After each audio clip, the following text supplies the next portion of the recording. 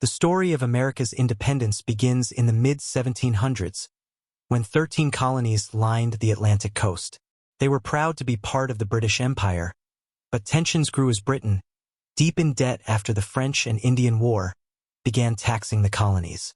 Laws like the Sugar Act, Stamp Act, and Townshend Acts sparked outrage. Colonists insisted there could be no taxation without representation. Protests turned violent.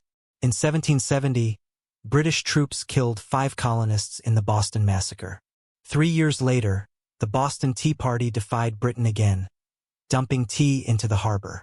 Parliament struck back with the harsh, intolerable acts, closing Boston's port and tightening royal control. In response, colonies united in the First Continental Congress.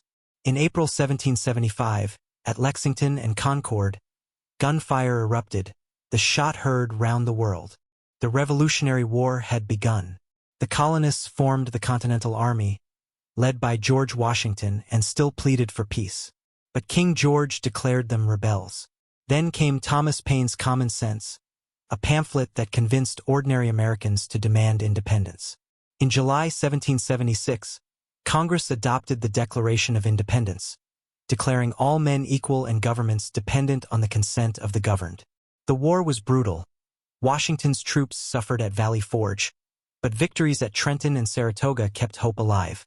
France joined the fight, turning it into a global war. Finally, in 1781, Washington and his allies forced Cornwallis to surrender at Yorktown. 2 years later, the Treaty of Paris recognized the United States. America fought Britain because its people believed freedom was worth the risk. Against the world's strongest empire, they built a new nation on the promise of liberty and self-government. A revolution that reshaped history forever.